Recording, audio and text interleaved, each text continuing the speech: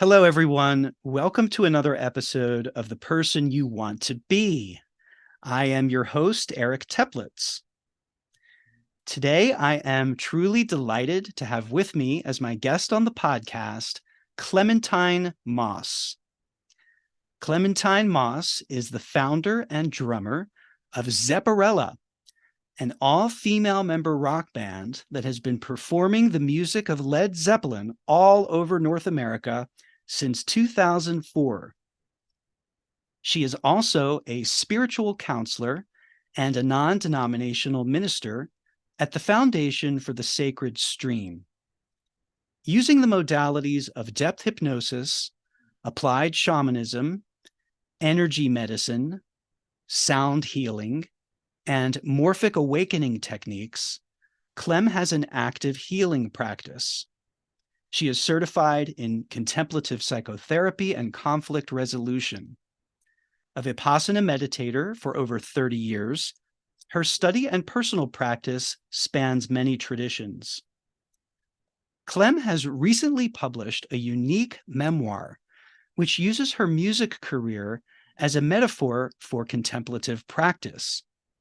Her book is entitled From Bonham to Buddha and Back: The Slow Enlightenment of the Hard Rock Drummer. Clementine Moss, welcome to The Person You Want to Be. Thank you so much, Eric. Thank you. I'm delighted to be here. I am as well. And for the sake of our listeners, as I mentioned to you just before we started, I feel like I've really gotten to know you pretty well from having read your book, which I really appreciated. We're going to dive into it deeply here. But for the benefit of the listeners, I want to just read an excerpt from the book that I feel is a good introduction to the human that is Clementine, and a very relatable one that I think people will enjoy. So Okay. this is from your book. A week before an important show, I can start to obsess. I want the night to be great from beginning to end, and a week away, I start to get plagued by worry. When I get really wound up about it, I have a few techniques to bring me back to earth. First, I imagine the worst case scenario. Saturday night, no one will show up. Or people will show up and my equipment will fail me. Or my equipment will work, but I will forget how to play. Or I will play the show and everyone will see what a terrible drummer I actually am. Or I will play the show and only 13 people will be there to see it. Career over. Or I will never get to play the show because I die. Or the show will never happen because everyone dies. Somehow, this calms me down. When I spin out the worst case scenario to the most extreme conclusion, it starts to put things in perspective. Really? The show is that important? Everyone could die. I am not sure why this is comforting. Another technique I find helpful is to look at this picture I keep of the space shuttle leaving Earth. The futility of the image makes me feel so tender about our minuscule acreage in the vastness of the universe. Look at that little spaceship. Look at the enormity of a planet hanging so small in the echoes of space. It breaks my heart to think of our marvelous self-absorption. Finally, the real help comes from the technique of finding the quiet place lying within me. Beneath this Clementine who walks the planet with all her emotions and thoughts and fears and anticipation.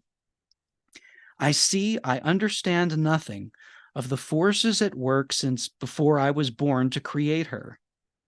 I understand that I understand nothing, but I know.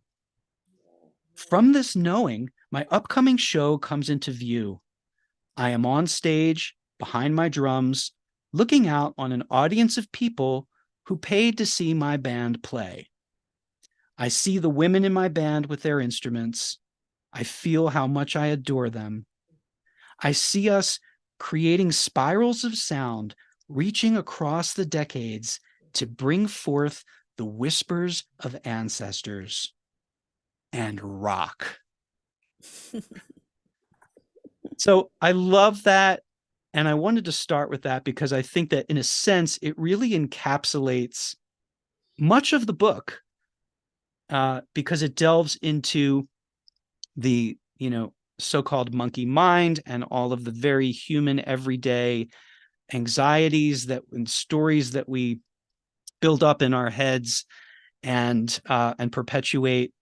And it offers this perspective that you've gleaned from your many years of contemplative practice and meditation, which provides an ability to step outside of the story and watch it as it unfolds and realize that there's something bigger underneath all of it, and there's something very freeing in connecting with that. And there's also something very freeing in connecting with what you love to do, in this case, play music with your bandmates on stage for an eager audience who's going to enjoy the hell out of it.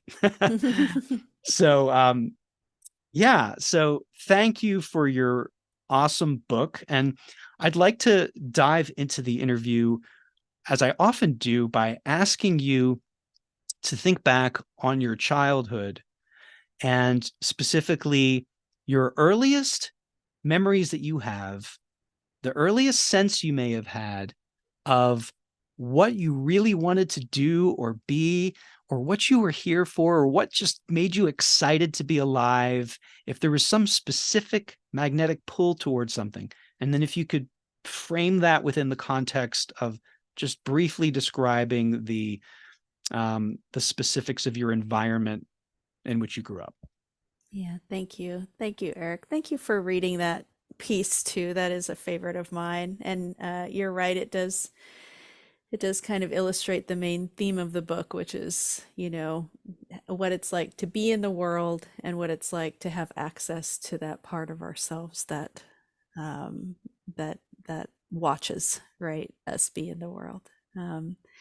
So I knew you were going to ask me this question about my childhood. So I heard you ask somebody else it as I was listening to your wonderful podcast, and I instantly was brought back to being a little tiny kid before I started school, before 5. And I had a friend who lived down the street, I think, who would spend time at our house. And I think she was already in kindergarten. And she taught me how to read. We used to practice school. She was in school. She was very excited about school. She was very excited about having just learned how to read. And she taught me how to read. And that's a very early memory. And when I remembered that memory, I remembered how much learning has been the big light of my life. How much I just always wanted to learn. And then I also remembered, as I was thinking about my early childhood, I remembered being with a small group of my girlfriends and us writing songs and imagining that we were putting on plays and, just this constant creative thing, right? Um, so looking at my life with those two impulses behind them really makes sense to me. And I kind of put it together thanks to that question, because I never really saw that, but I really felt viscerally that real passion I had from the beginning about intellectual pursuits and and community and creative collaboration. Hmm. And so, I grew up in Southern California in a very suburban situation, very wonderful parents and a sister who I love dearly. And, it's very, very middle class um, uh, Southern California um, childhood, and the things that got me the most excited were literature and being in school. I loved being in school. I loved studying. I couldn't get enough of information. I wanted so much information all the time. And then creative projects, the idea of playing, the idea of being with, good friends and creating something. That's what it felt like. So I don't think in my childhood I ever thought about who I wanted to be or even what I wanted to do, Mhm. you know.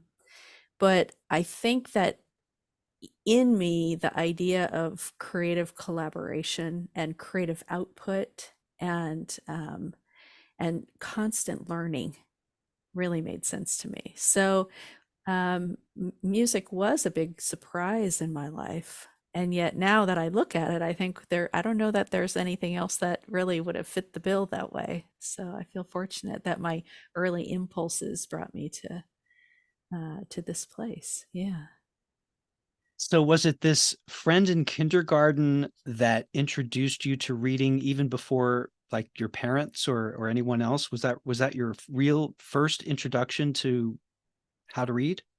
No, my folks were very into reading stories to us. Mhm. And there is a story that my mom tells about sitting down, me saying, I want to read a book, and my mom getting a book out and me saying, no, no, I'm going to read it. And, my mom saying, okay, and me opening it up and actually reading the book. And she was like, how do you know how to read? Hmm. And it was just what we were doing when my friend got home from school. It's how, I think that's very interesting. The idea of children teaching children, they just have Mhm. the language. Um, and I think that I taught my little sister how to read then as well. Like we were just so excited about this process and had the language for it that, Hmm. um, yeah. And yeah, so books were big in my house. I can imagine, a little child telling their parent, "I'm going to read," but and then maybe with the assistance of the pictures, telling the story as they Hmm. see page to page, but not actually reading the printed words as they appear in the book, which is what you were doing. That's right. That's Yeah. what my mom thought that I was going to be telling the story, and she Right. realized that I was sounding out the words and reading to her. So yeah. In the book, you talk about your dad to a certain extent, and his presence looms large, even though not a lot of the book is spent on him specifically. Hmm.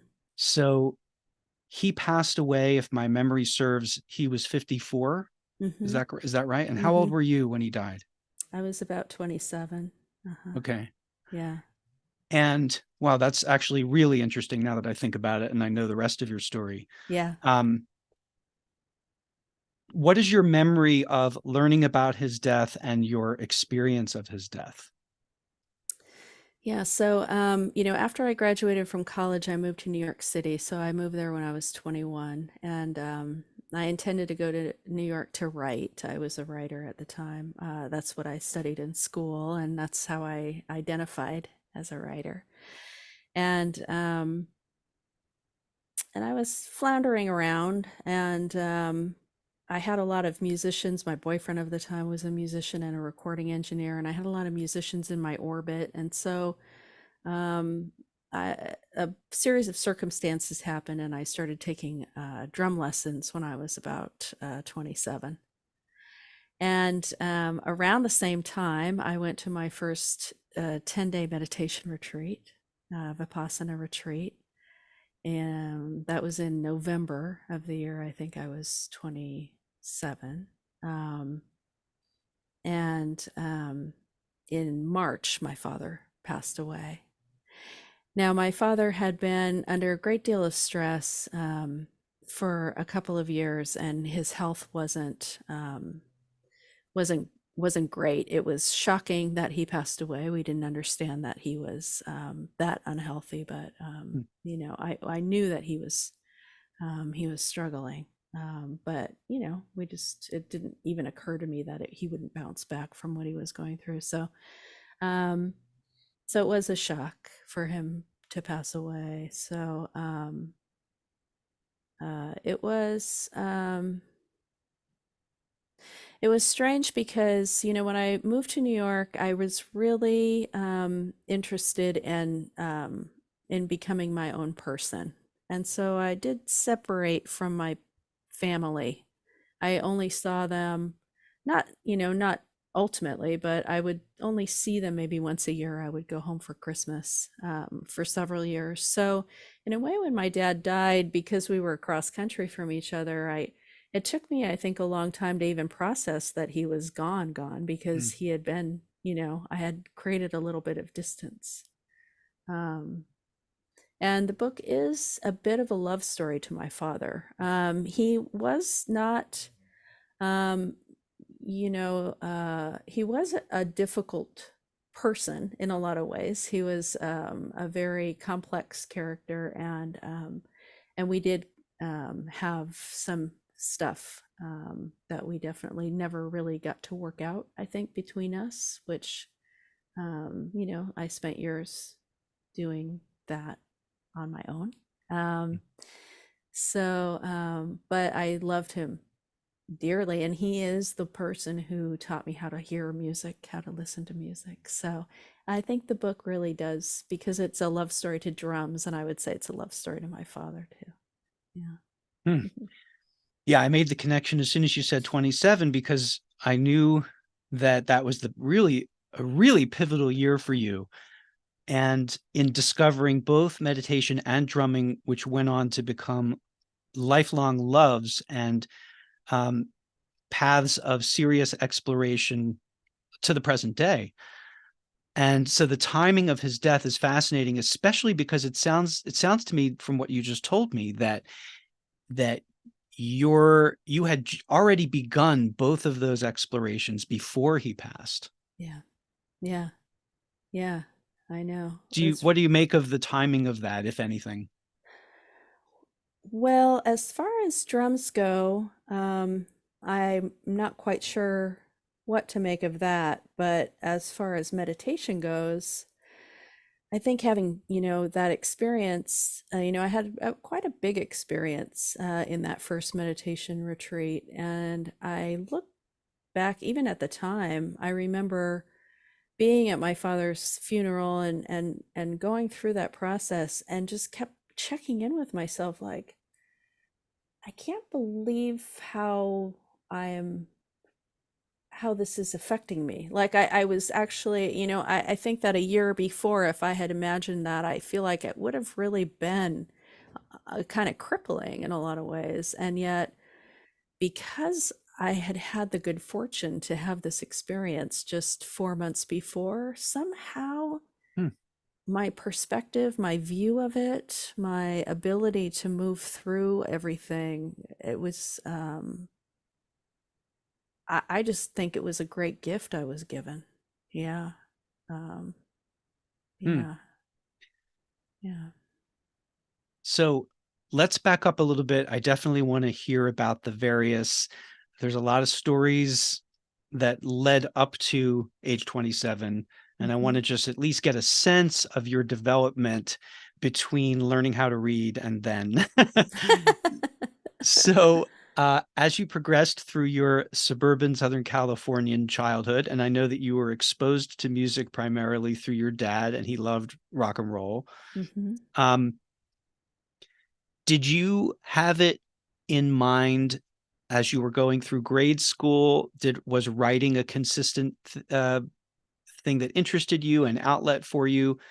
Um, you also learned to play music, right? Piano, maybe some other Mhm. instrument or instruments when you were a kid. Mhm. Mhm. What was your musical, experience as a kid, and also your progression, let's say, with writing as you moved through school?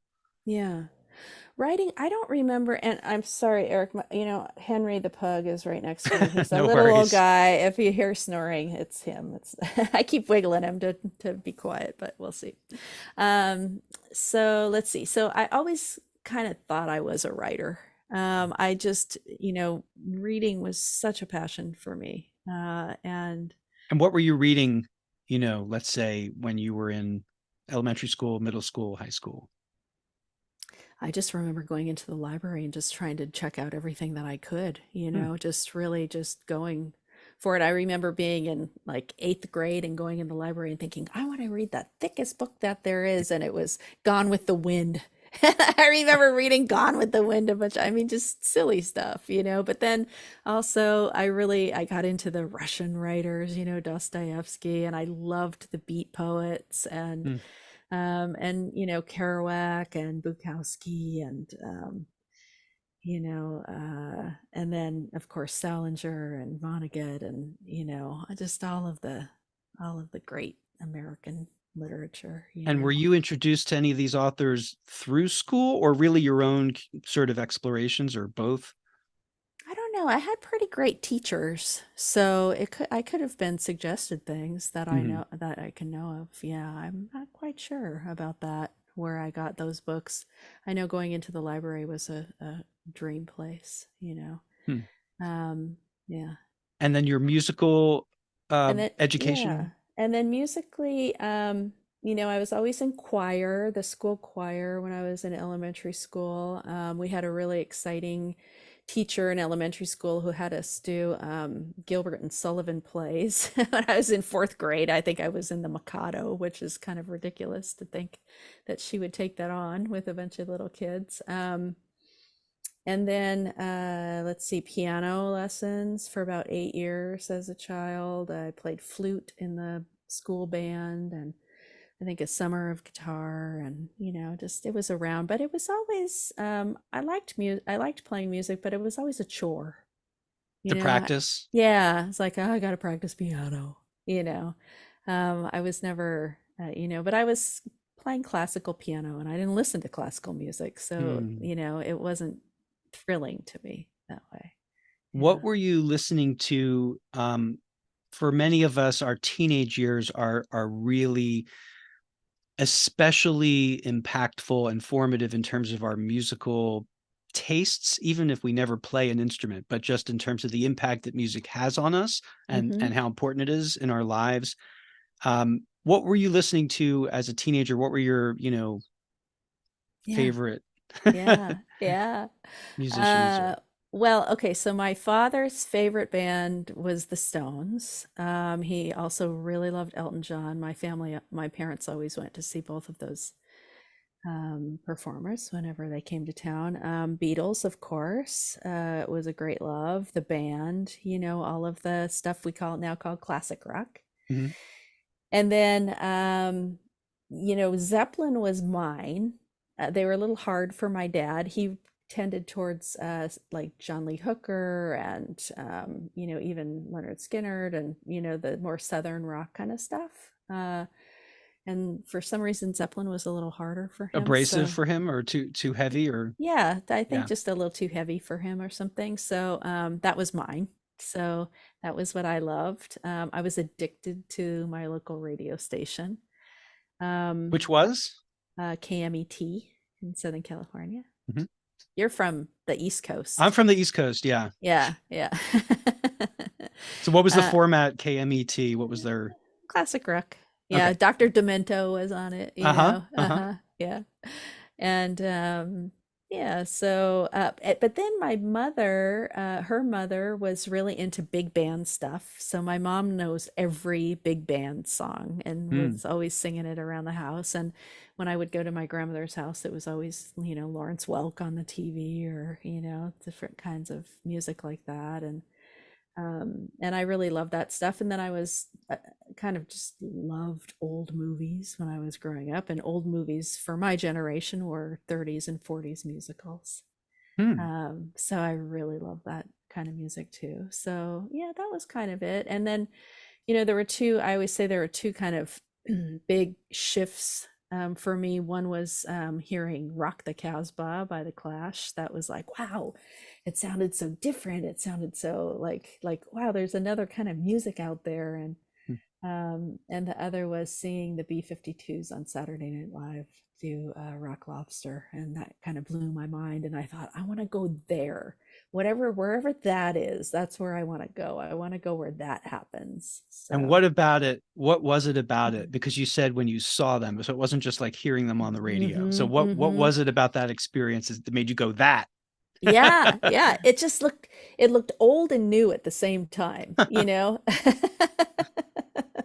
Yeah, Yeah, yeah, that's yeah, fun. Yeah. And it sounds like that, a lot of teenagers will, you know, out of sort of maybe rebelliousness to a point, they'll sort of dismiss their parents' music and be determined to find their own. But it sounds like you really just sort of incorporated the music that was around you as a kid, and you still loved it and didn't have any problems with it, but you also were branching out and discovering things yourself. Does that sound right?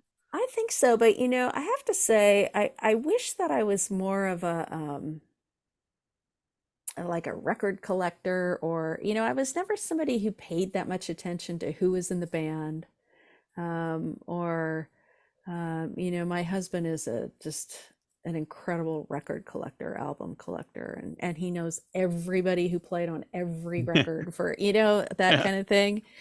I just I've never been that way. Even now, I'm just not that way. And I tend to pick up music. It's very rare that I go out and seek music. I feel like it comes to me. I feel like I just choose great curators in my life. And, Hmm. I don't know why, but that's just, Yeah, and it sounds like for you, it wasn't the record store that was the dream place. It was the library. the library. And yeah, the library and the radio. Yeah, those two Hmm. things. Yeah.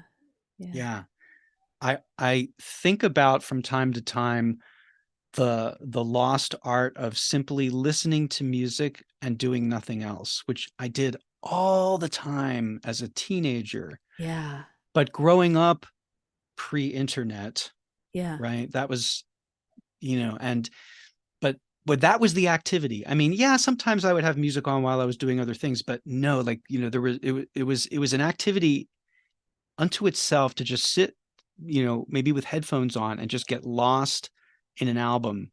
Oh, And I yeah. think about how much I miss that, and I need to remember to do that again, because these days, whatever music listening I do tends to be if I'm in the car or whatever.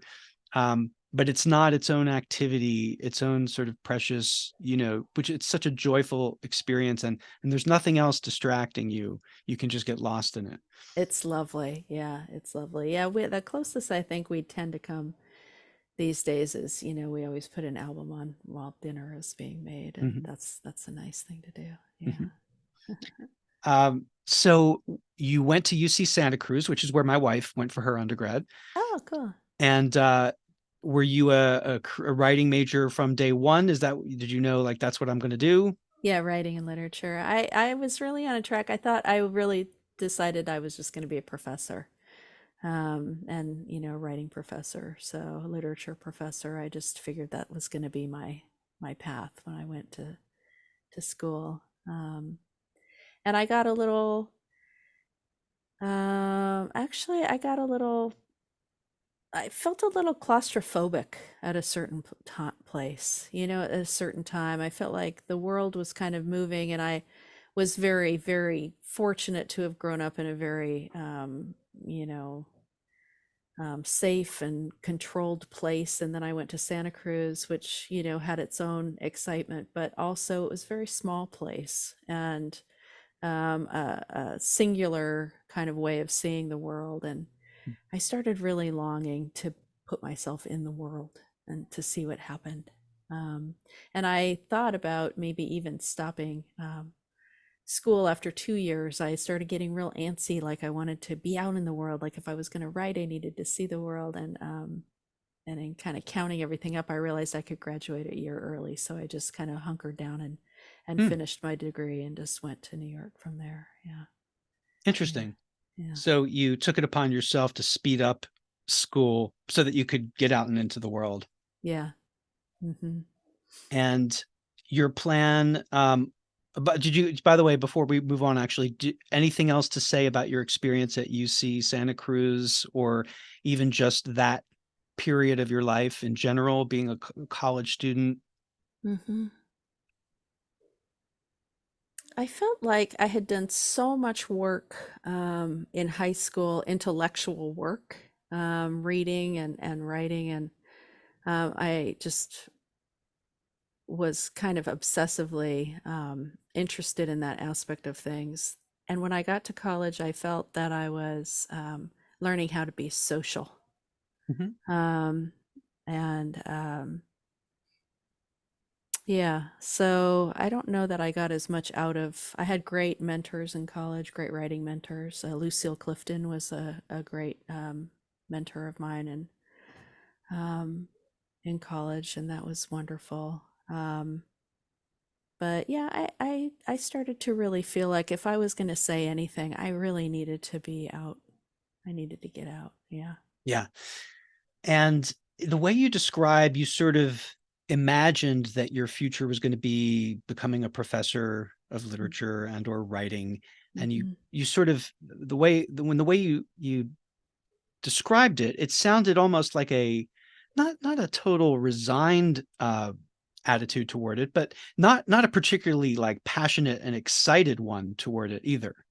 You just sort of like you figured that's what you would do because that's what a writing degree will allow me to do, or what, like what was your, did you, you know, Yeah. was there any other either competing desire, or did you not maybe have a particular, other than having a hunger for life experience? Well, Eric, I don't know if it was like this for you, but for me, like, I just didn't have any guidance. You know, I mean, when I went to college, I don't think anybody looked at my application. I think I just wrote up my application and I sent it to school. Like, I don't remember ever anybody ever. I mean, my dad's idea was like, you should get a teaching degree, and that just sounded horrible to me. Like, I didn't want that at all. And so beyond that guidance, I thought, okay, well, if I'm going to have to be a teacher, then I'll just be a professor, because that sounds okay to me. Maybe I could do that. But there was nobody who was, I don't know. I don't remember having anybody give me any advice about Right, life. but you also didn't Yeah. have any strong internal compass about it either. Like you didn't have Yeah. any strong. Yeah, okay. I don't think I knew my options. Mm, Before the internet, we didn't have, I mean, all I knew were books, mm, and if I'm reading Jack Kerouac on the road, I'm like, well, I could, hitchhike across the country. I mean, those were the kind of things that I was thinking. Like sure. I could do those kind of things. Um, I definitely didn't want, so I made a decision. I don't know when I made this decision, but it was that I wanted to be creative. I wanted to be an artist in some way. I thought it was probably writing, but I was open to whatever else happened. But I knew that creative output was important to me.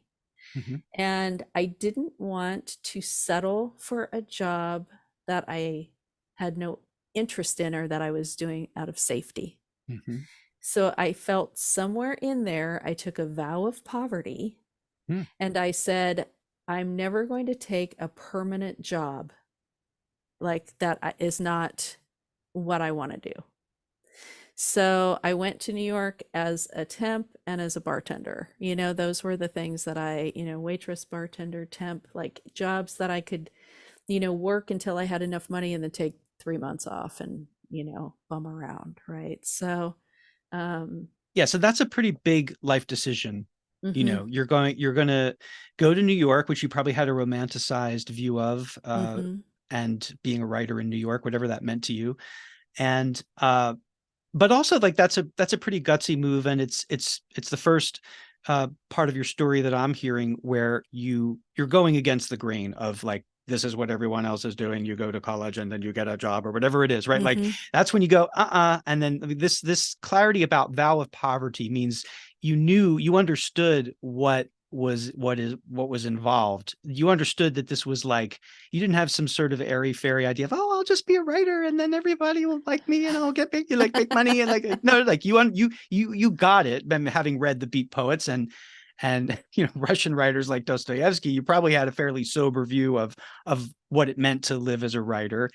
And I like that vow of poverty that you describe, which is really sort of a commitment to being, the way I hear it anyway, is that it's a commitment to being true to that creative impulse that you have, and not selling it out for just comfort and security and safety, but a life where you feel dead inside. Yeah, and looking back, I really wish that I had had the foresight to think, I have a lot of interests. Like, really, Mm. there's not one of those that I could do alongside or until I figure out what that creative output is that would actually maybe even fuel that. Like Hmm. it never even occurred to me that I could come up with something else. I was kind of an all or nothing kind of, it was kind of an all or nothing, go for broke kind of thing. Like, you're going to live a creative life. And, there's no, like, if I even think about trying to be, safe in any way, um, it just felt terrifying to me in some way. I think it's a very privileged place to be, because at Uh-huh. the end of the day, of course, I had my family that I could, go back to. So this is a privileged, situation that I was Hmm. in. But And yeah. it's a function of your age and stage of life too, right? I mean, Hmm. you know, feeling that way, but how are you going to know how you feel at 30 or 40 or beyond? But certainly at that Right. in that, you know, so you moved to New York. In the book, you by the way, I love the way that the book, it's this collection. Why don't you speak a little bit to the way you chose to structure and organize the book? Gosh, it took me forever. So, it started off when I wrote the book. I had a blog. I still have a blog called Bliss and Drumming. And I had started writing these little pieces about my experiences at my shows and how that kind of connected to my spiritual practice, right? And so I thought, okay, I'll just put some of these pieces together and make a book out of it. And then I realized, oh, wait a minute. Like, there's a lot more that kind of goes into the kind of book that I would like to have. So I had to write a lot more of the pieces. And ultimately, I thought that, having this short, there are 100 little chapters that are just a couple pages long. And I thought that when I was looking at my life, I really do see these little flashes of memories, and they all become Clem. I have a lot of different aspects of me. We all do. And just kind of spotlighting those in little flashes of time, I think, sounded interesting to me. Figuring out how to organize it, I was kind of floundering until I decided to structure it on Led Zeppelin songs, and put the Led Zeppelin songs, and then then it started making sense to me. So so yeah, so that's the way that the book all came together. And those pieces that I'd written about being in New York, those were very old pieces that I ended up kind of revamping, that had never, I think most of them I hadn't really put into the blog. They were just pieces that I had written. Hmm. And they are about, you mentioned me using the third person with those, because I look at Yeah, this was her. before we started recording, but yes, Yeah. there's some stories in the book. You're referring to that part of your life, and I really love the contrast of this collection of 100 short pieces. I like how you move in and out of time. It's not chronological. Sometimes things are grouped together that have a similar theme, but then you're off onto something else. And when you were talking about this time of your life, I remember reading in particular, I don't remember if it was all of the segments about New York, but you were writing them in the third person and describing your experiences as if observing them from the outside, or at the very least from this vantage point of now being this, older person looking back on her life. But it's so separated and so distanced by that use of the third person, that you could have been writing about literally another person. um, Hmm. and your compassion for this person, this younger version of yourself, really shines through. And I found that really just lovely to read. Mm-hmm. Yeah, I think many of us have that idea when we look back. It's like, who was that person? You know, Right. my father one time about me said, "Everything I know about you, I write in pencil," and uh, and I was really changing identity, changing. Mm. Just I have always been a bit of a chameleon. Changing myself. And so when I look back at her, at that woman, at that girl tromping around New York, I see that, and I also kind of see that, if anybody from that time, I don't tend to know a lot of people anymore from that time in my life, but um, they might have a completely different idea about me. I had a conversation with my mom the other day talking a little bit about the book, and she said, "Gosh, I just never knew you were feeling that way." Mm. And I thought, yeah, isn't it funny what we show to the outside, and then how we're interpreted. Like we never know how we're interpreted by others. And so I kind of think sometimes if somebody who was there at that time and knew me when I was 23 years old, I wonder, if what I wrote would ring true to them, or if they would say, "Gosh, that wasn't my experience of you at all." So it's Yeah, but interesting. that's the thing is there's the self that we present and then there's the self that we live with. Yeah, And, you know, um, and to your point about identity changing, I love that line about your dad says, "With everything about you, I write in pencil," or that idea of where you're an evolving being and you're learning and discovering and creating who you are, and it's going to look different. And who knows what it looks like from the outside. But I think that a very common human experience is to observe people and draw all kinds of conclusions based on how they appear to us, and those things may have little to nothing to do with that person's lived experience of themselves. And it can be shocking if we are somehow privy to um, that information, maybe by reading a memoir, and yeah, realizing this person that seemed to me to have it all together. Oh my God, um, but I think this is a mistake even those of us who know better repeatedly make about yeah, other people. They appear to us, or we see a glimpse of them, or we see a version of them in a particular context, and we assume, oh, they have everything else figured out, or whatever it is we assume that we really don't know.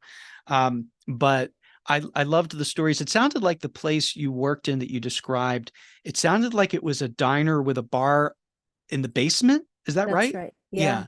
yeah. So you had this sort of dual job of like you had the regulars that would come in at the diner for a late night snack or whatever, and then you'd be downstairs tending bar.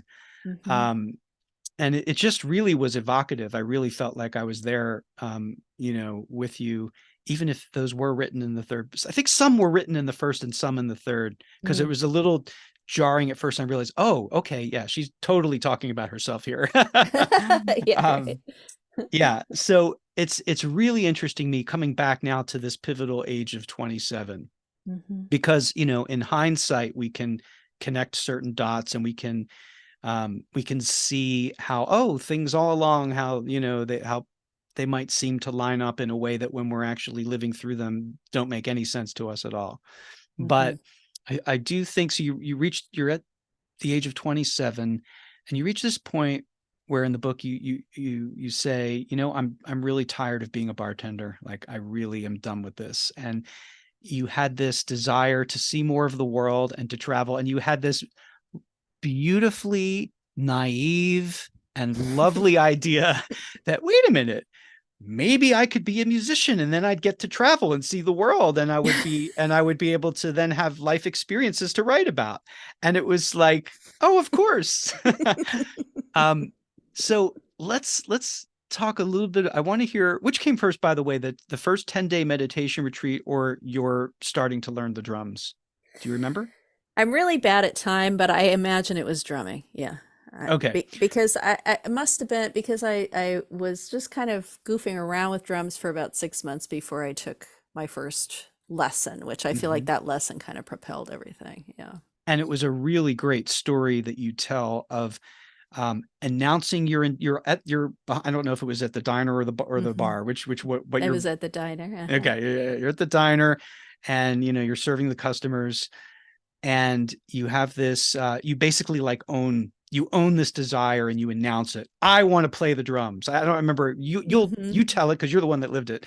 But in that moment, and you describe it this way, that when you own um your aspiration, and have enough to the point where you're confident enough to announce it and put it out into the world, that the universe sometimes responds. And in this case, it was such, like, I could see it happening, this guy that happened to be there handing you his business card. So can you recount from your memory that particular night and experience at the diner? Yeah, it's really burned in my memory. So I'm really happy that you bring it up and that you were able to see it too. It's like the afternoon at the diner was on the corner of Broadway and Bleecker in New York City. And, there were people in the restaurant, and there was a man sitting at the bar who owned a recording studio on the Lower East Side. And he was sitting there, and I'd been goofing around with the drums, but it just occurred to me to just say in the moment, like, I'm learning to play the drums, right? Which up until then, I hadn't put a lot of stock in what I was doing. And I'm learning to play the drums. And he said, really? And he took out a card and he wrote a number on it. And he said, this is the number of the best drum teacher in New York City. And he held out the card. And I just remember taking that card because that was Fred Klatz, my teacher, who really, like, from the first drum lesson, I just thought, this is what I want to do. Mm. This is really what I want to do. So That was your yeah. superhero origin story moment, as I like to call them. Well, there was that funny thing that happened where, so I had this friend who was a psychic. She was a real jet set psychic, right? She was reading for Madonna, and, it was like this, she was this kind of big deal psychic. And I went to see her when I was 26, and she said, or yeah, right before I turned 27, and she said, so you're going into this 3-year period we call the Saturn return, which is the astrological thing where, like, everybody kind of shifts, right, in their life, and it's kind of a difficult time where things will fall away from you don't need. She said, so just you stand in danger of having a lot of interests but never actually committing to anything. And which was a great thing for me to hear at that time, because that was completely me. Mm. And she said, just pick one thing, just pick one thing, and do that thing every day for 3 years. See where it takes you. Whoa. Yeah, see where it takes you. That was the advice that you got? That's the advice I got. And then the Pick one drums, thing and do it every day for 3 years. That is genius. genius, right? But to follow it is a whole other thing, right? Yeah, well, she said, she scared me. She Yeah. said, like, she said, I read for people who have always been the wife of the guy. She was talking about Mrs. Man Ray. She said Mrs. Man Ray is an artist unto herself, but she's known as Mrs. Man Ray, right? Mm. And she said, this is a danger in your life, that this could happen to you. And so, if you want to be what an artist in your own right, then you need to commit to something. Just pick one thing. And I think shortly after that, and again, time is Yeah. weird in my brain, but shortly after that was the drum lesson, and I thought, this is the thing. Like, I'm just going to do this, and I really did for 3 years say, what the heck am I doing? Every time. My first drum, I think a year and a half after I took that lesson, I had my first show. I joined this little band and I had my first show, and I remember walking around the block just going, what am I doing? Like, this is so weird that I'm playing drums, that being a musician. But what she said can't kind of, it So propelled me. prior to that reading that you got, the drums were a new interest you were exploring? maybe Yeah. among different things. Yeah. Do you Hmm. remember how, why, when the drums? I mean, you mentioned this boyfriend, and I don't remember if this was in the book or where he played the drums or he had a kit. Yeah, so it what happened was yeah, I had this wonderful partner for about 12 years. He was a recording engineer and a musician. And I spent a lot of time in the recording studio, and I was just fascinated. And he was a great teacher, and he would tell me, I'd just sit there for hours and watch him work and ask questions and Hmm, all of that. And then he said, you have a really nice voice. Why don't we start writing songs? And I was writing, I would sit there and I would listen to him working on stuff, and it would propel me to write lyrics, right? So I was writing lyrics while I was listening to other people's music. And he said, why don't we just write some songs, and we'll start doing stuff. And then we formed a little band, and I performed a few times as a singer. And I was just completely self-conscious and wasn't a hmm, good singer and wasn't a good front person, and just, was didn't know what I was doing. And then one day we had practice with the little band, and our drummer didn't show up. And I we were had this studio, and so I just sat down at the drums, and he said, "Here, I'll show you a couple things." And I just kind of started doing it. And he said, "Wow, you really picked that up fast. Like, that's really cool."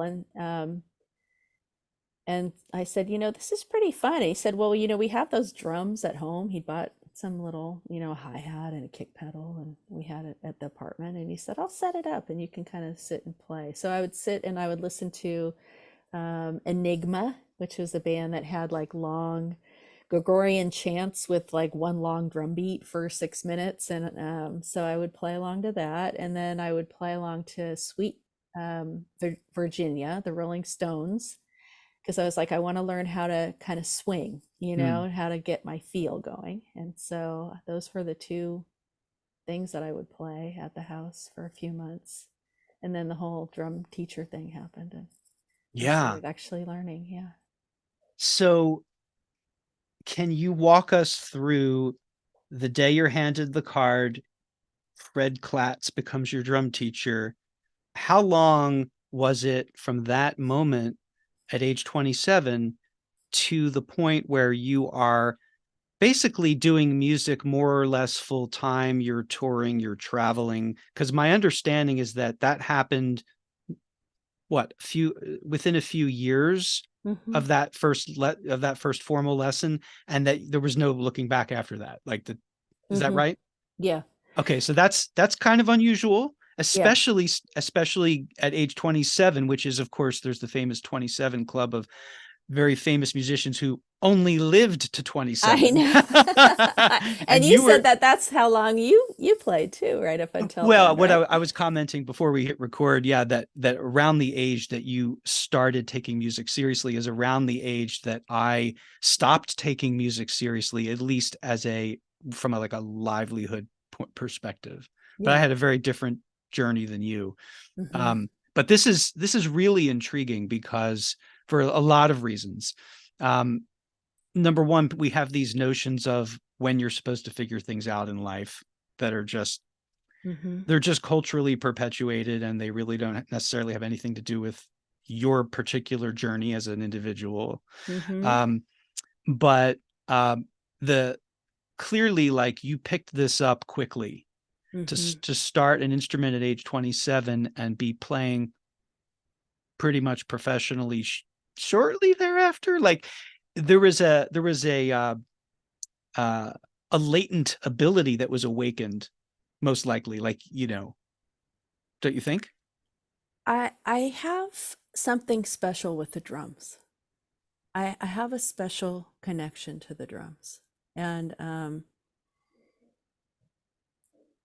I I learned things about myself playing drums. One of them was that I was very mathematical. I didn't realize that about myself.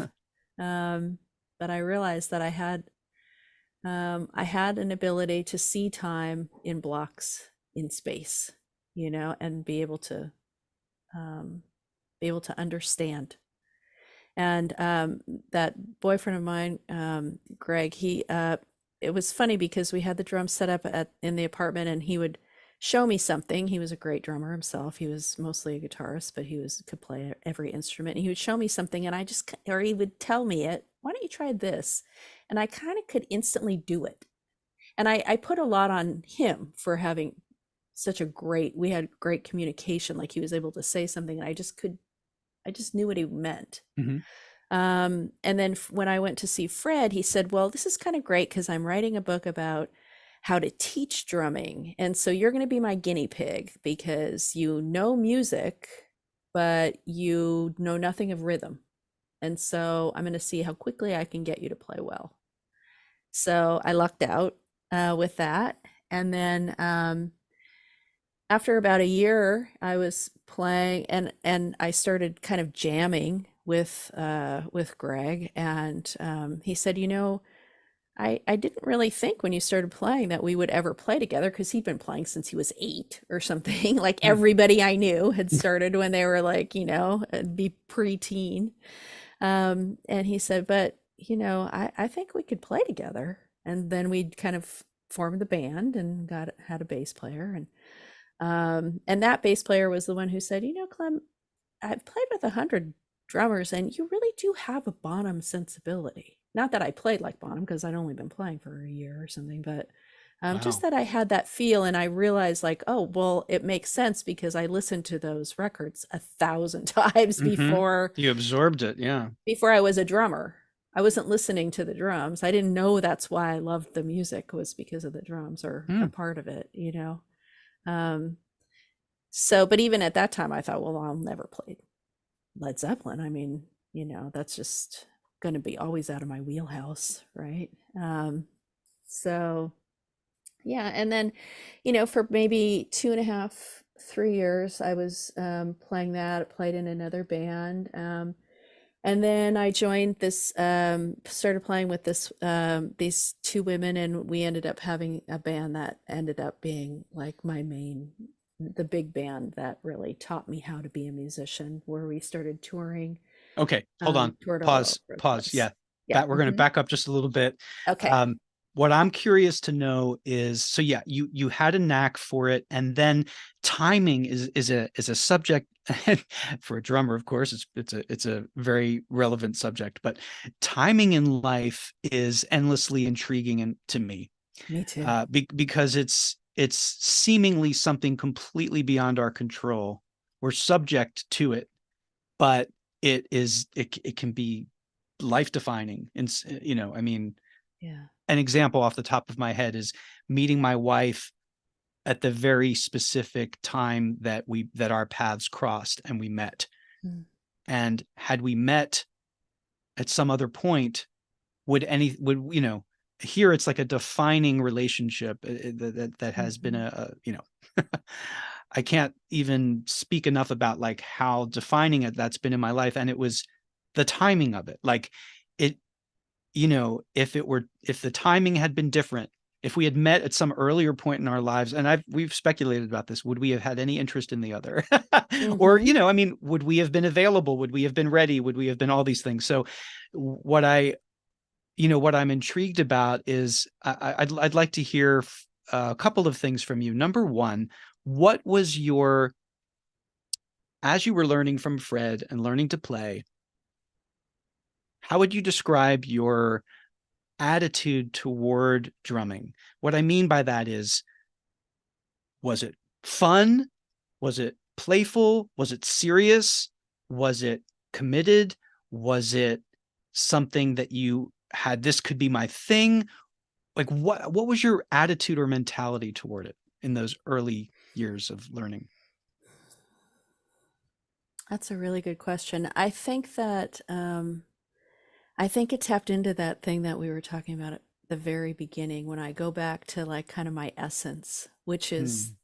like figuring out the puzzle, learning the thing, you know, learning the um um absorbing information. And there was something about drums that it just kept being really, really interesting to me. And um and I had a real childlike approach to it Mm. because everybody I knew were professional musicians. They had played in their parents' basement with their buddies, smoking pot and, jamming out to all their favorite records. When they were 12, 13, 14 years old. Like I never felt like I was ever going to be I thought, well, I could probably like, play in some little bands, but honestly, I didn't even think about where it would take me. I just thought, Hmm. this is just like the goals were so small. Like maybe I can be in a band. Like maybe a band will let me play with them, Hmm. and then maybe I could play a show, maybe I could, that all these small things. And I think it was a great benefit to learn at that age because I never had any feeling of competition with anybody because I knew on every night I was going to be the worst drummer That's there, great. right? Everybody else has been playing at Yeah, least so 10 years so longer your than your me. expectations were totally in check by and were totally checked by that, and there was a certain freedom in that because there was no pressure. You were in your mind there was no, these people were light years ahead of you. There was no catching up to, so there was no expectation on you to be anywhere at their level, and so that in a sense was freeing, right? So freeing. And actually now I have to kind of check myself from continuing to feel that way. Often I'll hear myself say something like, well, you know, they're a real drummer. Like somehow in my head, like I'm not a real drummer. Like a real drummer played in marching band in high school, right? And but I don't feel bad about it. It's just the way that I kind of see myself. Like I just and I know that I have kind of have to let go of that. Because now I've been playing for 30 years and I played a lot, a lot of shows. So I do have to kind of let go of that. But there is still that thing within me that it's just Mhm. um and I haven't lost the childlike Mm. excitement to get behind the drums. Drums are, I just think they're magic, I'm not that crazy about carrying them anymore, it would be, it would be nice to, it's like such a hassle, you know, By now, you think you could afford a roadie, right? I've never had a roadie. I know. Yeah. I know. Sometimes I think, wow, what would it be like to have a roadie? But I'm such a control freak around them and Mm. so superstitious about my drums that I probably wouldn't give up the Mhm. control of it. But no, I mean, I don't know. I have something special with drums. I don't know. I don't know how else to say it. So yeah, going back to your thing, I think it's that I felt like a child, like I felt very naive and childlike in my entire music career from the beginning, But it sounds like that's really served you well in a lot of ways. I think it has. I think it has. Yeah, I think it has. Looking Yeah. back, how do you view the timing of coming into the drums at 27 when, all these people you knew had started so much younger? I'm guessing that naturally a part of you undoubtedly wished you had started earlier, but when you look back at your life, how do you view that, and specifically the timing of that? And does that seem like in a way that, I don't know how to put this, but like, can you trace the sort of what I would call the Mr. Miyagi Karate Kid training that seemed like it had nothing to do with playing the drums, but that the sort of the scaffolding was in place right for that moment when you were Mm, introduced to Fred? yeah. Well, I think looking back, I can see how math was almost a refuge for me when I was a little kid. Not, and I was never good in math class. I mean, I'm not, I always kind of skated through, and I don't think I went higher than even chemistry when I came to science or anything. Um, but um, but I remember lying in bed when I was kind of stressed out and tapping my feet and counting. It was like a real early thing that I kind of did naturally. And I remember doing algebra in my head, like doing multiplication tables and stuff in my head when I would just kind of be, I don't know, a little agitated, like So somehow. interesting. So the counting or the math was a way of sort of self-soothing by Mm-hmm. doing these calculations in your head or counting. And you also describe how somewhere in the book when you talk about your first 10-day Vipassana retreat and you're learning the technique and you're like, I did this. I did this as a kid. I taught myself this technique Yeah, yeah. as a way of like helping myself get to sleep. So can you speak to that a little bit? Yeah, that was a big kind of moment for me to realize like, oh, this is familiar. Like I think I'm Hmm, supposed to be here. Like I think that this seems like some of these things seemed so far out of left field for me. And yet when I was there, actually that has happened recently in my life too, where, oh, I think I'll do this weird thing. And then I get there and I'm like, oh, I think I was coming here all along, you what was the know? recent example, if you can speak about it? Yeah, the recent example was I went to a to learn how to do a shamanic journey at Mm, the Sacred Stream Foundation of the Sacred Stream, which is a school in Berkeley, California. And there was a 2-day shamanic journey course. This was a few years ago. And I'd heard about somebody threw the word shamanism around, and I was like, "Oh, that's just seems too far out there."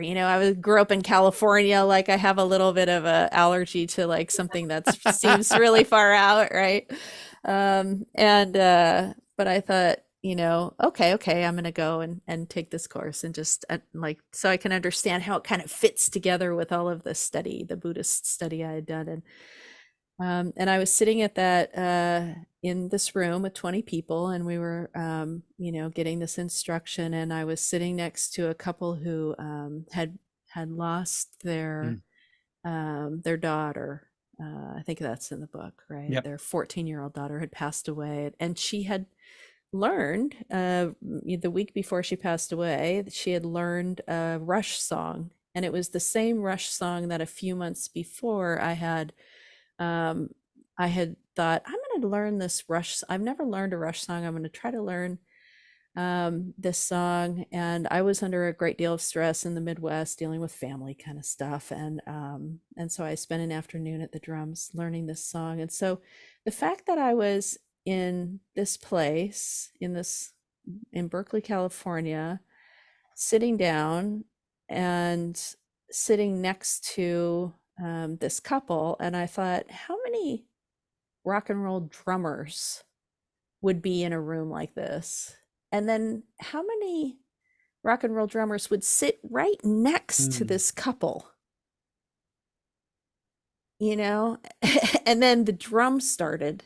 A drum started for us to go into our first shamanic journey. And I just thought, okay, I get it. I get it. I think I'm supposed to be here. Yeah. yeah. Yeah. Incredible those synchronicities are. Mm-hmm. And another thing I really appreciated, Clem, about your book is that you have a respect and appreciation for just the mystery that is our existence. And what I really related to that passage that I opened the show with, that I read, related to that a lot. But also, I really just appreciate, like, you don't claim to know anything, and maybe that's this, and maybe that's true. Who knows? Like, and Mm-hmm. so you won me over with that. That combination of humility and also wonder, Mm-hmm. which are both, I think, just beautiful qualities in general, um, that that are just helpful to cultivate. Mm-hmm. They make life just more interesting. And yeah, I mean, if you have it all figured out and you're just jaded and you're like, first of all, you don't have it all, Mm-hmm. but Yeah. just that openness and willingness, and but not in a completely naive and blind kind of way, in a grounded way. Yeah. Um, Thanks for saying that, because I do really I do like approaching spirituality from that way, having this real strong center of materialist reality in me, and then just loving the idea of the other, Mhm. loving the mysteries. And, I always say, if I get sick, I'm going to the doctor, and then I'm going to the acupuncturist, and I'm going to the energy healer, and I'm getting everybody around me, Mhm. and like, give it to me. Mhm. Sure. Let me go. And so that's why I'm always like, okay, there's a channeler. All right, what you got? Yeah. Lay it on me. Why Lay it dismiss on it me. out of hand, right? Yeah, yeah, Yeah. lay it on me. And in that way, it's beautiful things happen, and it all works together. It's all one thing. Yeah. So I love how you described um your childlike uh, attitude towards the drumming and how it was exciting and how it was fun. And your expectations were naturally kept in check as a function of your age, and there was no need to compare yourself.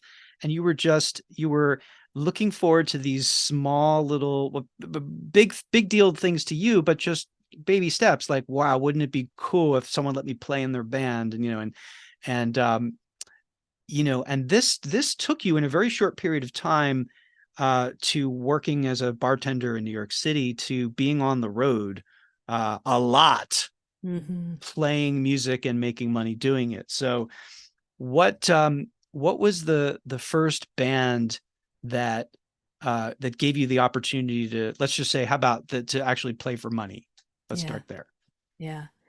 I think I made little bits of money here and there. I would say I've made little bits of money throughout my career. I mean, when all is said and done, a musician, it's like you're basically just throwing money into a big hole, being a musician, and Hmm. every now and then a little change pops out. But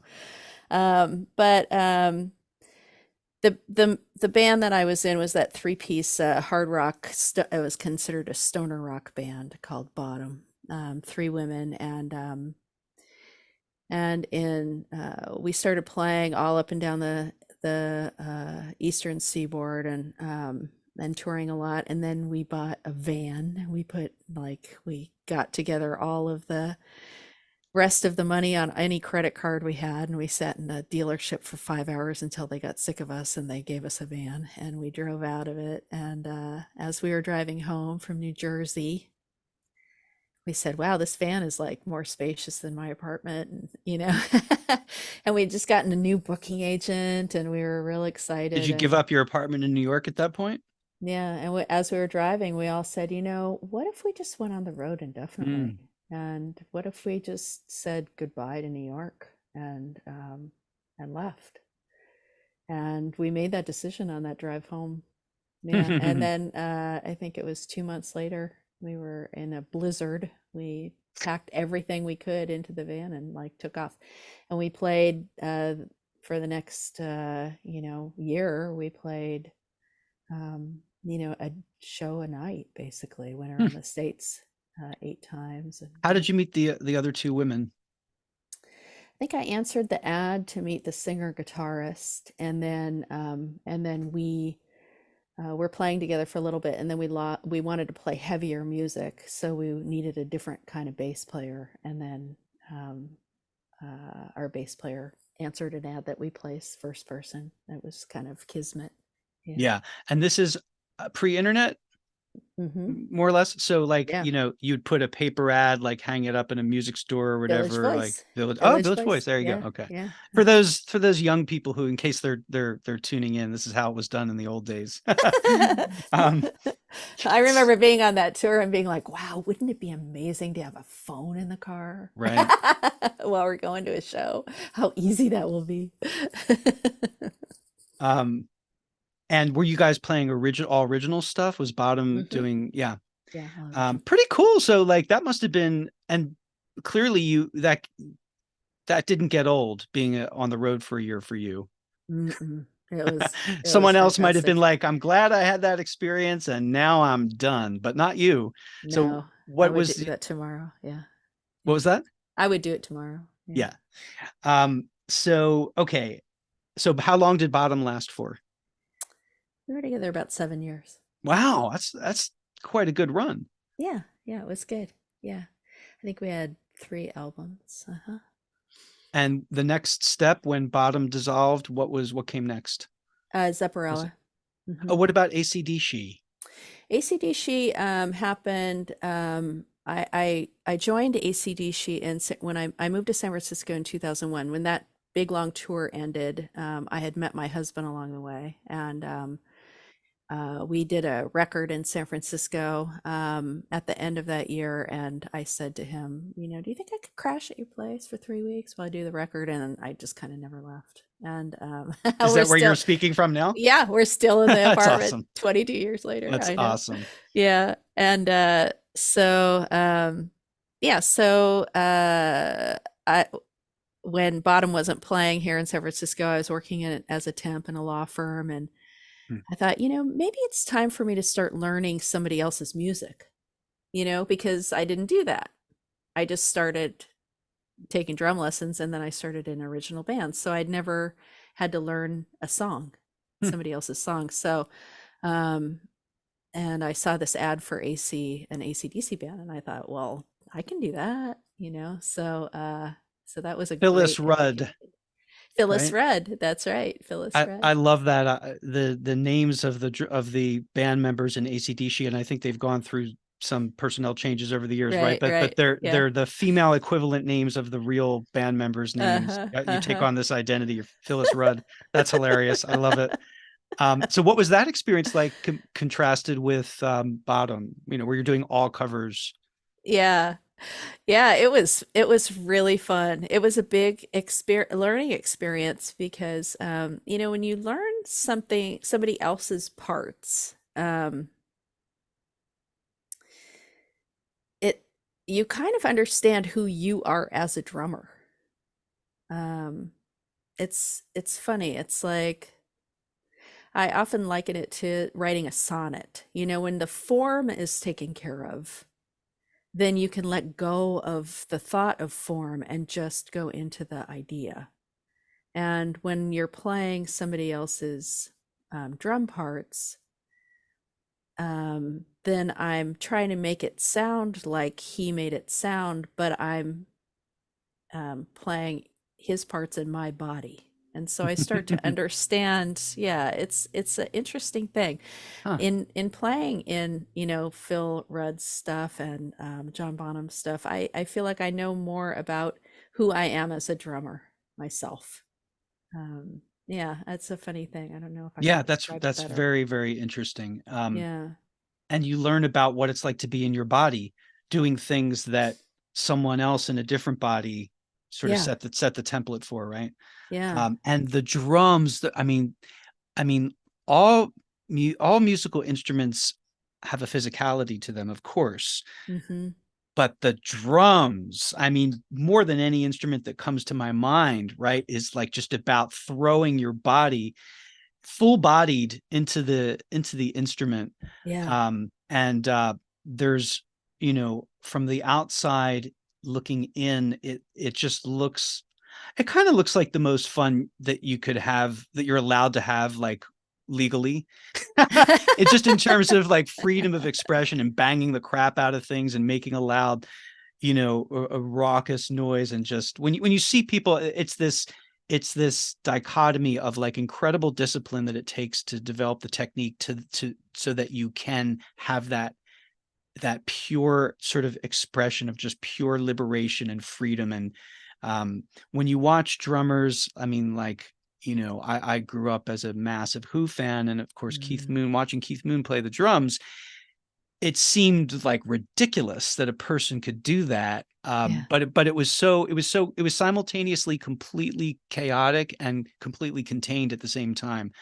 And it's like so many things where you don't realize how difficult it is until you try it yourself, or when you watch someone that has such command over an instrument, they make it sort of look easy.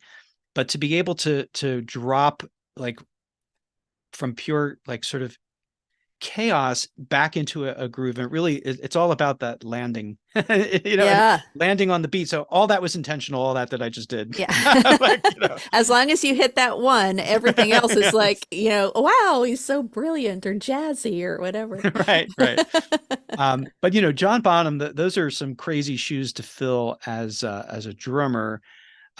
So talk about discovering yourself and who you are as a person and a drummer via these massive shoes you're trying to fill on stage. Which, by the way, I have to say, I have not yet experienced you guys live, but on the videos, wow!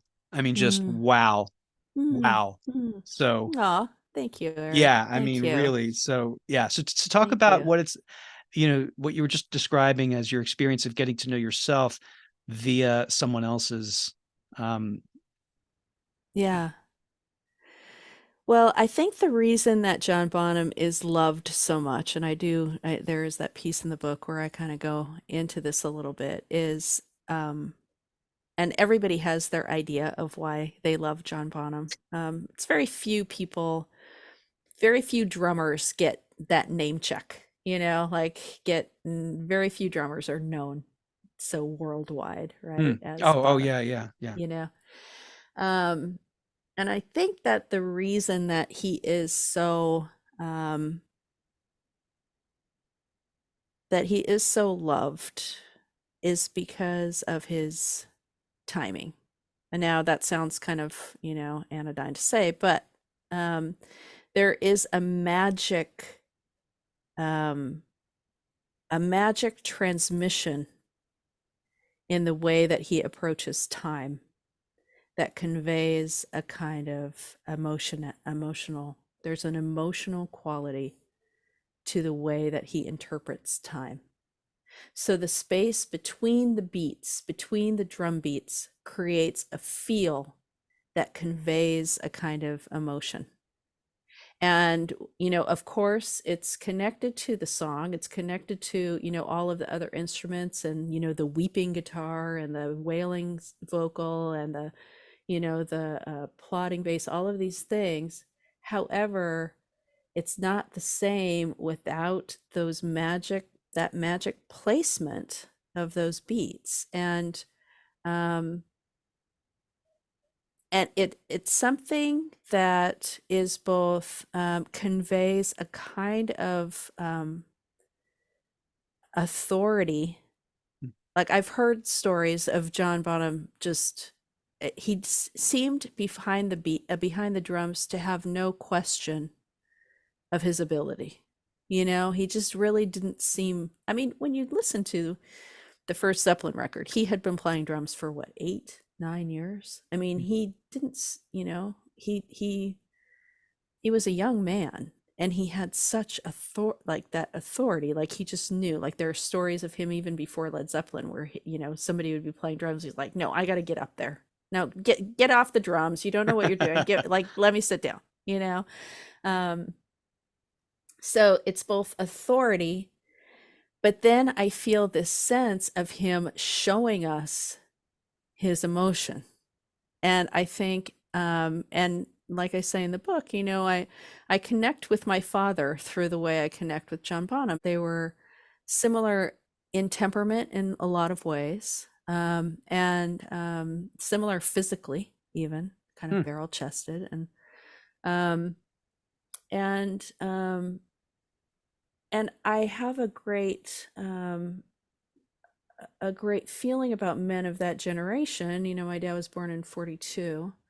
um, that they didn't have a lot of outlet for their emotions. They didn't have a way of expressing it. And I imagine that Bonham was of his generation in that way. And the way he expressed it was on the drums. Hmm. And that's what I hear. Um, and and I think that's what we all feel in his drumming. It's this intangible quality of magic, and it's all in where he's placing the beat. It's all in how his kick drum is falling on his right foot is falling on that bass drum pedal. It's all about where the snare is placed. I mean, it's such a magic thing. And so when I'm behind the kit and I'm playing those songs, and these are songs that I was listening to when I was a very sad Hmm. teen. I was sad. Felt lonely. I didn't feel like I had my place in the world. I got lost in music. I got lost in literature Mm. because I felt like I didn't know what I was supposed to be or who I was supposed to be or where my place was in the world. And this was a great refuge to me. These songs were a great refuge to me. So there's a lot of my own emotion that's Yeah. in these songs as well. So when I'm playing, I'm both closing my eyes and trying to convey both how I heard those songs when I was 14 years old, that is containing the emotion that I felt coming to me and the emotion that I felt I wanted to express as I was playing. And that's my experience of playing Led Zeppelin. There's also the experience of the monkey mind telling me that I will never be able to do what he did, Mm. and that I should, I shouldn't be doing it, and that everybody else could do it much better, and that everybody can actually see the ways that I'm not doing it right. But that, it just is what it is. I've learned to set aside those thoughts more and more and just, I'm doing what I do. This is it. That's the noise. That's the real Mhm. noise. That's the internal noise.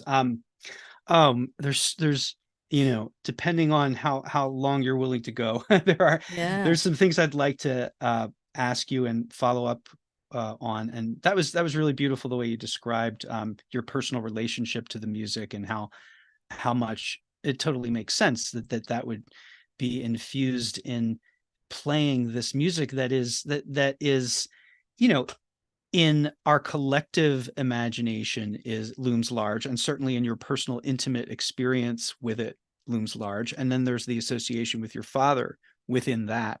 So there's Mhm. a lot of personal within the sort of more universal. Mhm. um okay, so let's move in this direction. So, and by the way, I encourage people to check out Zepparella's YouTube channel. There's a lot of really cool fun stuff on there, including some of your performances as a band. And then also each of the band members have lessons on their respective instruments for particular songs.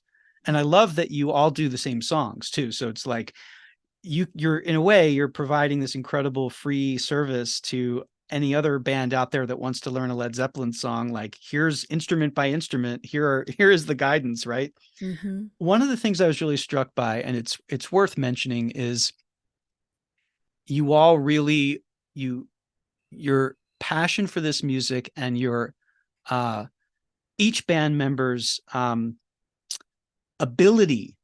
I mean, this is not amateur stuff, folks. Like, this is a, like, you guys totally do this music justice. um so it's impressive, because just in that sense. Mm. But it's also remarkable in a world dominated by men, and certainly like rock music has been dominated by men. There's some notable exceptions, but I mean, come on, it's a you Mhm. know it's a male dominated field. And the way that you as a group collectively, so Led Zeppelin themselves, there's a lot of overt sexuality in the songs, in the music, and certainly in the way at which it was performed. And if you watch clips of them on stage, it's just it's overt, right? It's a big Mhm. part of their uh shtick, Mhm. right? I mean, there's Mhm. great Mhm. musicianship, there's great songs, there's a lot of mystical stuff, and like lyrics that are way, like, just they mean whatever you think they mean, or but there's a just it's obvious. It's not like I'm saying something that's not completely obvious. And the way that your band sort of reclaims that sexual energy from a female point of view was stunning to watch when I first saw these clips. Mm. Because it's like matching what they did, and Mm. but almost like reclaiming it as, this is just as valid coming from a feminine energy. And in some ways Mm. it's like only a woman could sing like Robert Plant. Like, I mean, just range wise, right? So it's like, of course. And then hearing these songs filtered through your personalities and your love of the music, and also just it's nice to be able to understand lyrics that maybe, I mean, I've heard these songs as a teenager millions of times. It's like, oh, that's what he was saying. You can hear sometimes the lyrics more clearly, or just as in any time someone is interpreting a song and it's different from the version that's ingrained in your head, you hear it differently when it comes out through a different singer. So the lyrics take on new meanings, the whole thing. But I really was especially, I mean, I was blown away by the performances, but also I thought it was so sort of like empowering from a female, like females like owning this music and playing it like it's just as valid coming from this point of view, I thought. And in some ways it's even more interesting. So I Oh, realize that's I'm interesting. rambling on to make a bad pun. Um, but so let me It's ask you. Yeah, go ahead. yeah. Oh, I was gonna say, yeah, that's it's interesting because there's that has to be done delicately, right? Because we could do it overtly sexually, Hmm. right? And but but that's just not our um it's not our individual tendencies, right? To perform it that way. So in a way, I feel like we almost tone that aspect of it down Hmm. in a way that Led Zeppelin did not, Right. because because and I think where we landed with it when we kind of talked about it, because I mean, Anna Christina, I mean, it's really hard for her to not be sexy. She's just a beautiful woman, but I think where we came to it was that these songs are about love, right? They're about love. And so if we embraced the love of our instruments, the love that Of the is music, conveyed of the music, which is so yeah. pure and infectious. And yeah, I'm thinking of, I watched a clip of you performing The Rover, and of Mm, Anna Christina's, singing If We Could Just Join Hands, and the way, like, I was like, oh, again, this was like a lightning bolt moment. Watch, because I mean, I know this, like, this song is in my but like the music is, it's in my mm-hmm, blood, it's in my nervous system, but never really taking it in that way, never taking it mm. in. And so there was something about, the way that you all performed this and the way that she sung it, sang it, that where I understood the song in a completely different way than I'd ever experienced it. I don't know if that makes I, sense. And I love, I love that about tribute bands. I don't go see a lot of tribute bands, but we play with some. And that happened to me with this band out of Los Angeles called the Atomic Punks, and they were a Van Van Halen, Halen yeah, band. okay. And I mean, I grew up in the 80s, so I knew Van Halen, but I never really paid much attention to Van Halen for some reason. But when I went to see that band, that tribute band, suddenly I understood how great Van Halen was, I feel like it's kind of nice to be reminded of that, and especially, if you saw Zeppelin, you didn't see him in a small club, you saw him in a big stadium. You Yeah. didn't hear that music immediately in a room of 500 people, and it's exciting music to hear so Mm. close up. So, yeah. Yeah. What is your it's funny. I imagine, like, what percentage of your audience is male versus female, do you think? It's there are a lot of men, but the women, more and more and more, we're getting more and more women, and I love that. Mm. Um, uh, and younger women, women who are musicians, Mm. and young musicians, and yeah, I mean, rock and roll is still very much music is still very much a boys kind of a boys club in a lot of ways. It's kind of one of the last, I feel like it's going to be one of the last, the last industries to shift, but it's shifting, and it's shifting really fast, to be more inclusive. And as far as the musicians go. And there are a lot of really excited young women, playing these instruments. So that's really exciting. But yeah, we have a big male following, I think, more than Right. women. Yeah. Yeah. But I think it's cool to reintroduce this music in the way. And there is something that just undeniably of it being all women. There's something that it's no less powerful. It's just different. It's like I never heard it that way before, or I never Mm-hmm. felt it that way before, or Mm-hmm. so I just found it incredibly cool. Um, Thanks. yeah. So all right, people think of like a hard rock or even heavy metal concert as as about as loud and boisterous as people can be together in a room. And people think of a meditation hall as maybe as silent and still as people can be together in a room. Mm-hmm. Uh-huh. So, two-part question for you, Clementine. First part, can you comment on the opposites within each of these situations? That is, the stillness or maybe even peacefulness that you maybe experience when you're performing a concert behind the drum kit, Mm-hmm. juxtaposed with the cacophony that you might be experiencing on the meditation cushion. Mm-hmm. I love that question. That's a great one, Eric. Yeah. So when I sit down behind the drums, my goal is to find that stillness. My goal is to find that still center through which music can move, with no barrier from the mind to stop my expression. And so I can't get too caught up in my thoughts, because if I get caught up in what about my left foot, what about my left foot, then everything goes away. If I think, oh, what's that person doing over there? What's that person doing over there? Or, how many people are here? Or what did the promoter say? Or, all of these things, this noise in my brain. I'm not in the center of the music. I'm not being this, what they call in shamanism, a hollow bone, right? Allowing spirit to move through you. And that's how I feel about the music.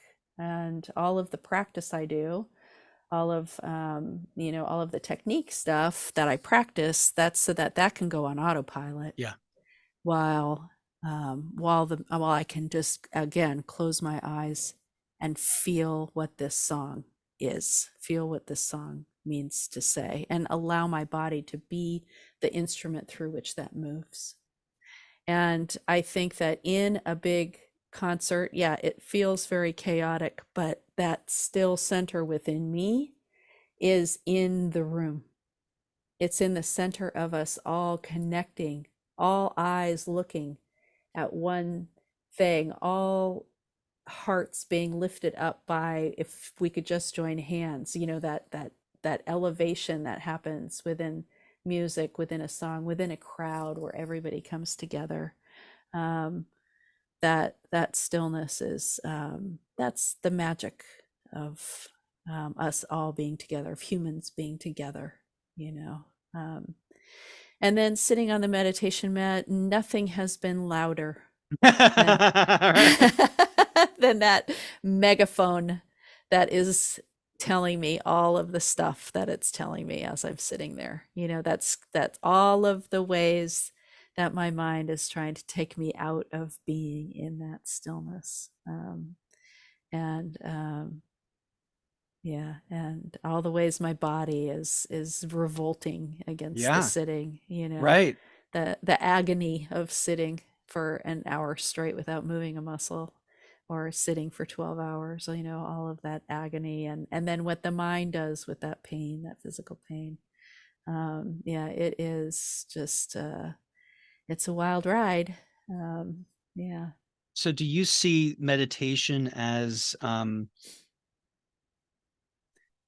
helpful, if not essential to your uh musicianship and or your performing career? Oh yeah. I mean, I think that, sometimes if I don't if I don't sit down, I'm not able to sit down at the drums, for a while. and I'm able to sit at home in meditation, if I go and sit down at the drums, sometimes things will have opened up that I couldn't have done before. I always said, like, I get better as a drummer the more I meditate. Mm-hmm. And again, I think it's unhinging the barrier, unhinging the thought barrier, the physical barrier. Those are all just ideas. It's like an idea of struggle. And to be able to keep falling into that place and just allow struggle to rise and pass and rise and pass without responding to it, Mm. then it just makes everything in my life easier. Yeah. I don't know much about John Bonham, but I'm guessing he was not a meditator. No, I think that he found his escape in alcohol. Mm-hmm. Yeah. Mm-hmm. Yeah. And one thing, it's funny when you have that voice that emerges that essentially calls you an imposter, or not a real musician, even though, my God. Mm-hmm. And all of that nonsense. Clearly you're doing a lot of things right, and it's very obvious, I'm sure, to anyone watching you play, and even if it's on YouTube, let alone in a live setting. And your dedication and your immersion in the music. But there's also something that you're doing right in the fact that you're still alive, whereas John Bonham, left us at age 32. Mm-hmm. Yeah. So how do you reconcile the um, the music that you play with the sort of notorious, let's say, self-destructive nature of a lot of the people who created this music? Like, how do you make what do you make of all of that, and how do you and your bandmates keep yourselves healthy enough to be able to continue going out on the road and playing night after Mm-hmm. night? Mm-hmm.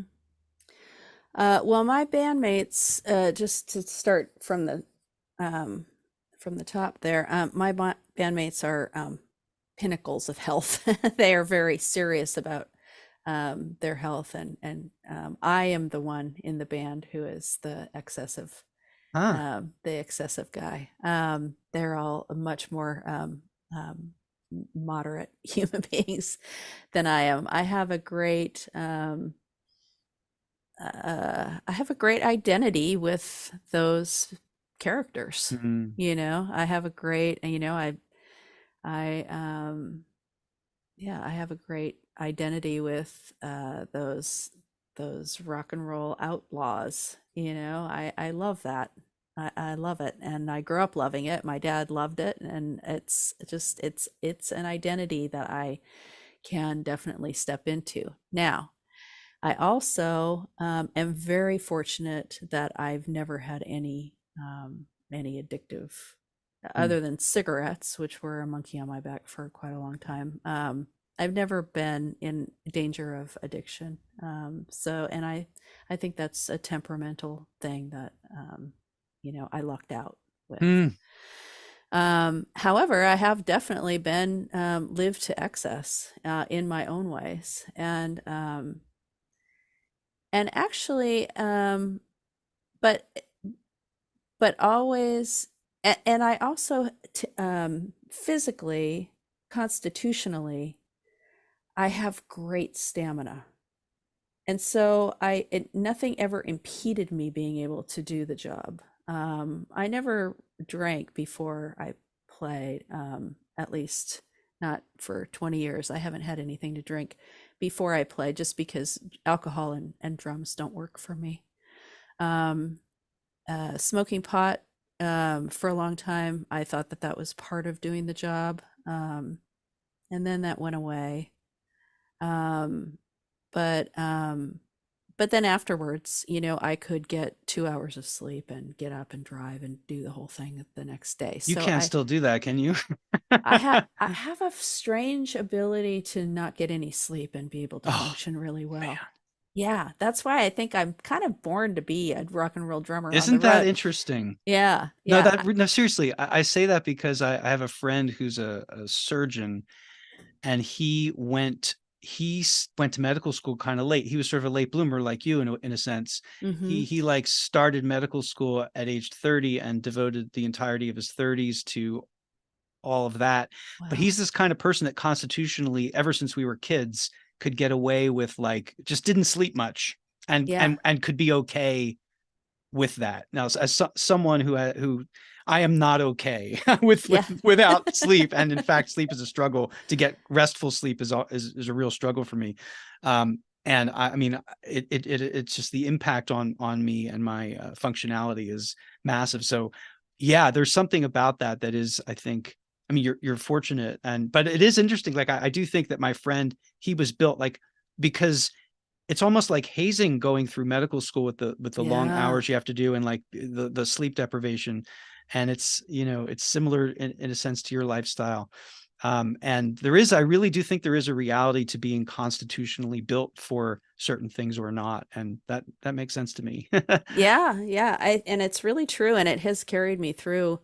I make sleep a big priority for myself now when I'm not on the road, just because I understand that, I read that book, Why We Sleep, which is Mhm. completely terrifying. I was like, this book should be called Why Clem is Screwed after all those years of not sleeping. So I do make it a priority now. But yeah, I've always been able to do that.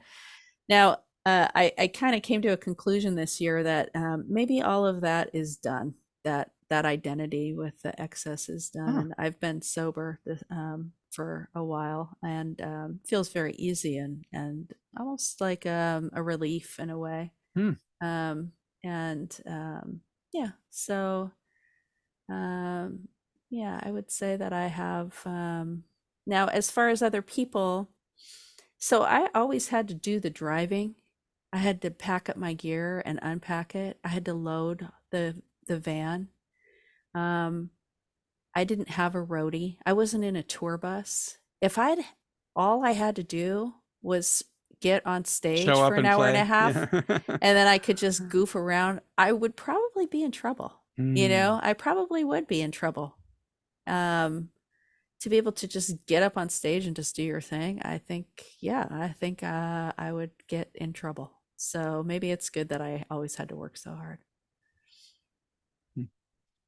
Well, that's an interesting development, the recent sobriety and the sort of taking on that identity or shedding the old, perhaps. Hmm. Um, so, and that really brings me appropriately to this sort of wrap up question about who is the person, Clem, that you aspire to be now moving forward? Or I know that there's a children's book on the way that I Hmm. found that out somewhere. I don't even remember where. So that's an interesting development. Maybe you could talk about that, but and in any other way in which you want to answer that question of who is the person you want to be now. Hmm. I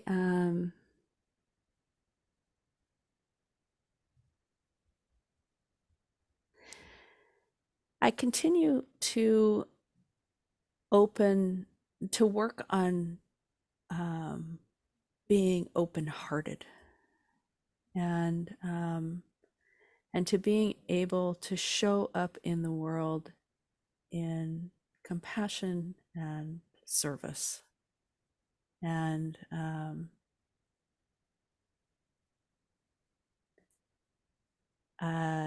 to shine a light in darkness. And I don't mean that in um, any big extravagant way. I just mean in my moments as I show up in the world.